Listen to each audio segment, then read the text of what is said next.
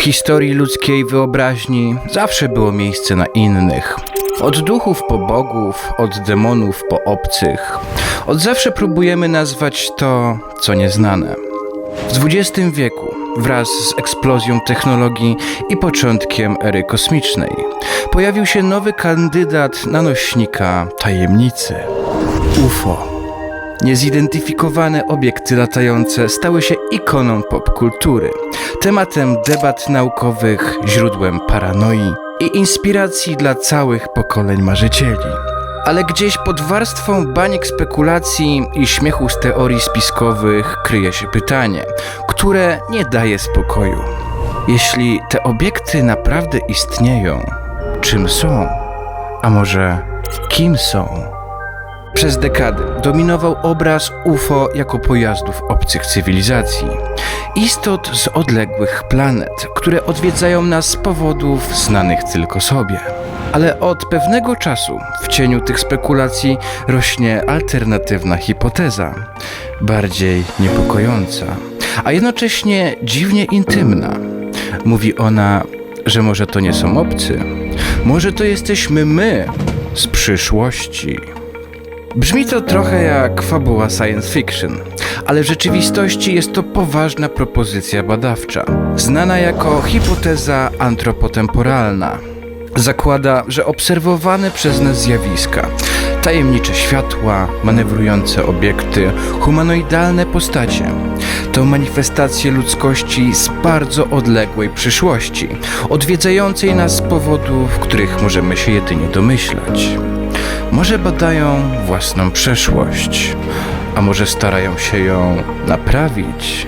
Ten scenariusz poruszy właśnie tą możliwość. Przejdziemy przez teorię krok po kroku, rozbijając ją na części pierwsze. Zajrzymy do prac naukowców, opowiemy o świadectwach, które pasują do tego modelu i spróbujemy dotknąć sedna pytania.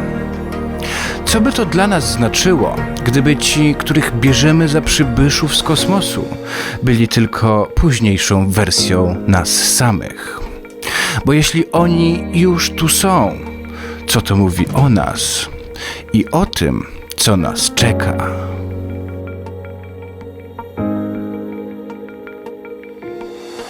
Hipoteza, że UFO to ludzie z przyszłości, znana jako hipoteza antropotemporalna, nie jest jedynie literacką fantazją. To spójna koncepcja, która wyrasta na rynku antropologii, biologii ewolucyjnej i fizyki czasoprzestrzeni. Jej główny propagator, dr Michelle P. Masters, antropolog biologiczny z Montana Tech, twierdzi, że istoty obserwowane w ramach spotkań z UFO mają niepokojąco ludzkie cechy. W jego książce Identified Flying Objects opisuje ich wygląd jako logiczne następstwo naszego rozwoju biologicznego i technologicznego. Cechy te są znane każdemu, kto choć raz zetknął się z opisem tzw. szaraków. Duże głowy, niewielkie ciała, wydatne oczy, brak owłosienia. Jeśli przyjąć, że ewolucja nadal działa i że technologie nadal pozwalają nam przetrwać w coraz bardziej sterylnym, zautomatyzowanym świecie, to właśnie taki wygląd mógłby być efektem setek tysięcy lat dalszego rozwoju Homo sapiens. Mózgi rosną, bo potrzebujemy coraz większej mocy obliczeniowej. Ciała się kurczą, bo nie potrzebujemy już fizycznej siły. Owłosienie znika, bo klimat i odzież przestały wymagać jego obecności. Niezależnie od tego, jak abstrakcyjnie to brzmi, jesteśmy biologicznie zdolni do przekształcenia się w istoty, które dziś określamy mianem obcych. Ale dlaczego mieliby wracać? Masters proponuje analogię do archetypów. Jeśli dziś badamy przeszłość przez wykopaliska, artefakty, zapisy genetyczne, to dlaczego w przyszłości nie mielibyśmy badać jej z pierwszej ręki? Podróże w czasie jako narzędzie naukowe. Możliwe, że przyszli ludzie dysponując technologią zakrzywiania czasoprzestrzeni, a to nie wykracza poza granice teorii względności. Mogliby pojawić się w różnych momentach historii, by zbierać dane, które zaginęły lub nigdy nie zostały zapisane. Inna opcja, bardziej niepokojąca, Sugeruje, że wracają nie tylko po to, by się uczyć, ale też coś naprawić. Może nasza linia czasowa ma punkty krytyczne. Wojny, katastrofy, zagrożenia klimatyczne, które trzeba kontrolować. Jeśli tak, te istoty mogą być czymś w rodzaju strażników własnego pochodzenia. Paradoksalnie, moglibyśmy być dla nich reliktem, którego istnienie gwarantuje ich własne. Tu pojawia się koncepcja paradoksu dziadka, który mówi, że zmieniając przeszłość, można nie dopuścić do własnego istnienia. Ale są też teorie, jak wszechświaty równoległe, które omijają ten problem, sugerując, że zmieniana jest tylko jedna z nieskończonych wersji czasu. Warto dodać, że wiele relacji świadków UFO koncentruje się na dziwnym zachowaniu tych istot. Zamiast komunikacji czy interakcji, obserwacja, pobieranie próbek, unikanie kontaktu. To by pasowało do naukowców z przyszłości, którzy wiedzą, że nie wolno ingerować. Zasada nieinterwencji, etyczny fundament badań. Hipoteza antropotemporalna nie próbuje wszystkiego wyjaśnić, ale daje coś, czego brakuje wielu innym. Wewnętrzną spójność z naszym doświadczeniem biologicznym, kulturowym i technologicznym. Zakłada, że to my jesteśmy jedynym znanym gatunkiem inteligentnym i że najbardziej obca forma, jaką kiedykolwiek spotkamy, może być po prostu przyszłą wersją nas samych. I to jest może najbardziej obcy pomysł ze wszystkich.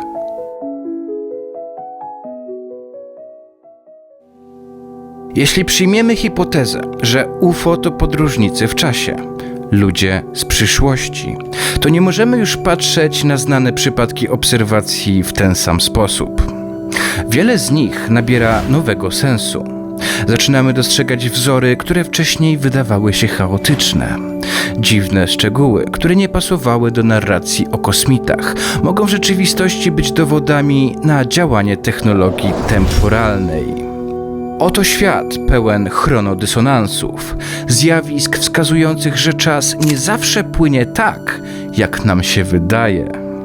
Weźmy choćby słynny incydent z Roswell z 1947 roku.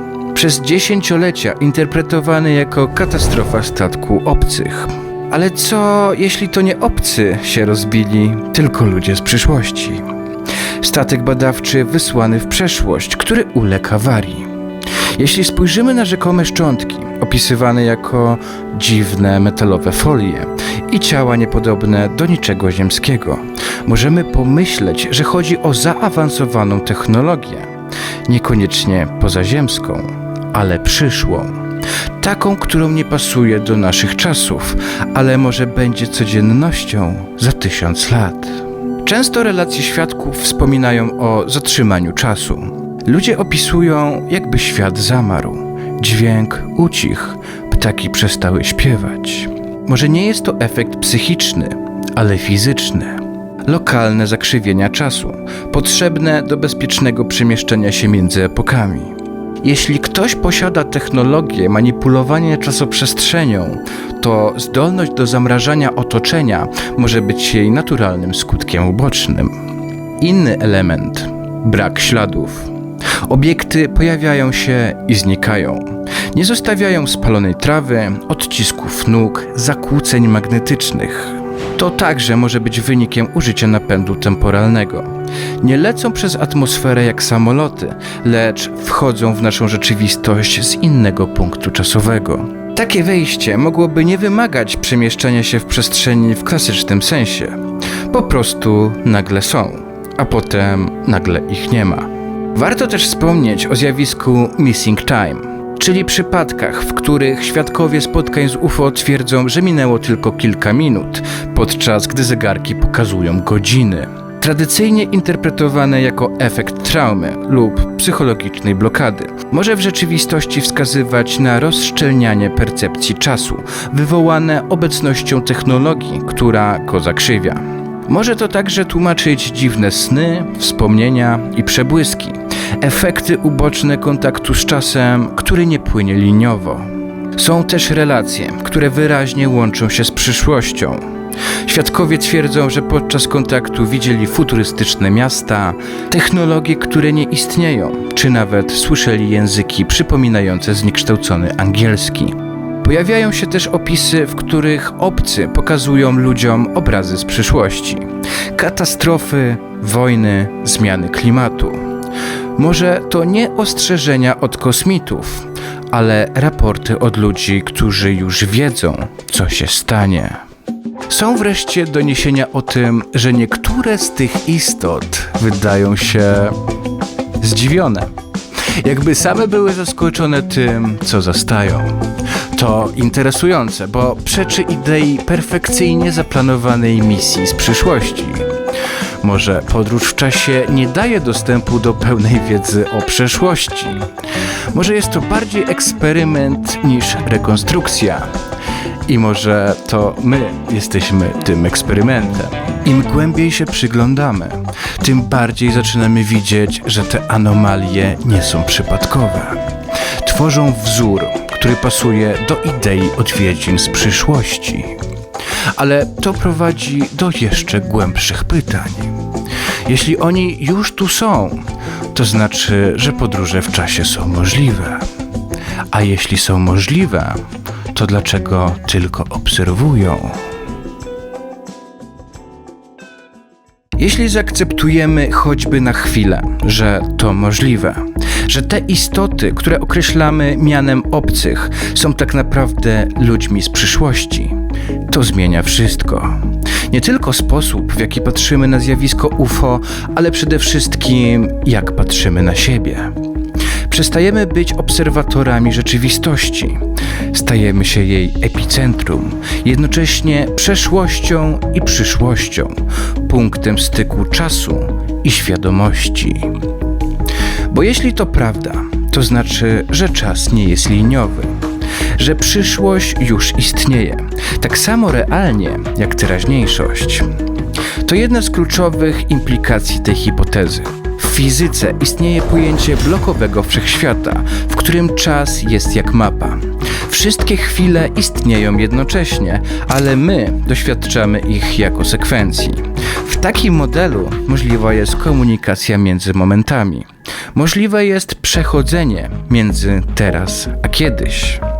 Jeśli więc ludzie z przyszłości odwiedzają nas teraz, to dlatego, że w ich rzeczywistości nasza teraźniejszość wciąż jest osiągalna. Ale tu pojawia się jeszcze coś bardziej fascynującego i niepokojącego.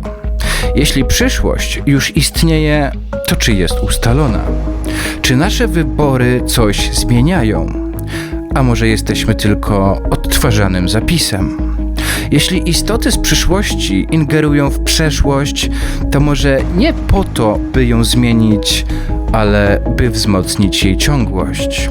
Utrzymać linię wydarzeń, która prowadzi do ich istnienia.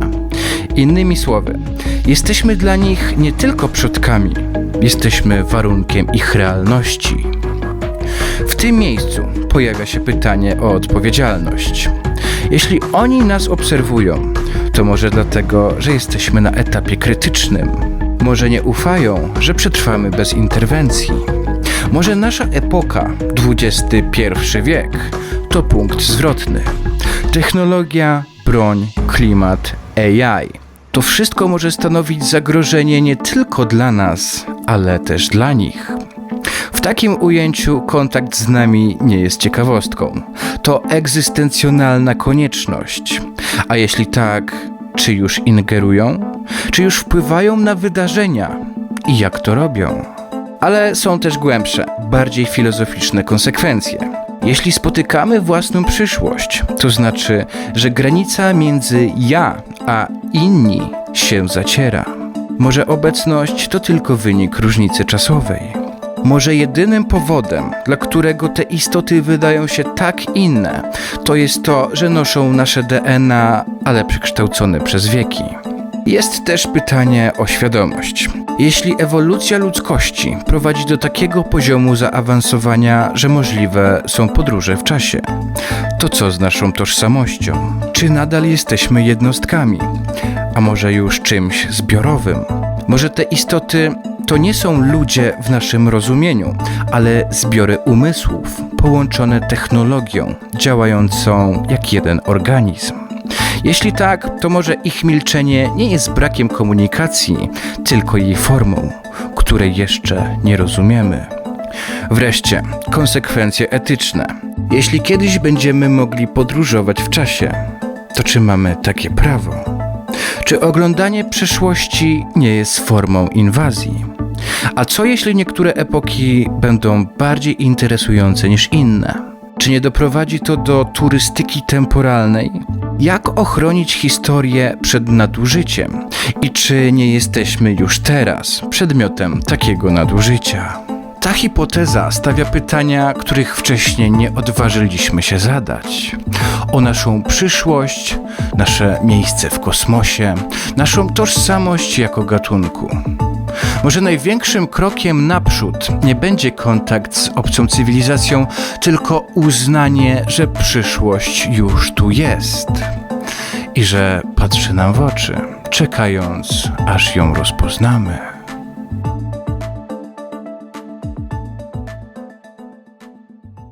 W świecie, w którym każdy szelest zostaje zarejestrowany, a każde zdjęcie może być zmanipulowane, łatwo stracić zaufanie do rzeczywistości.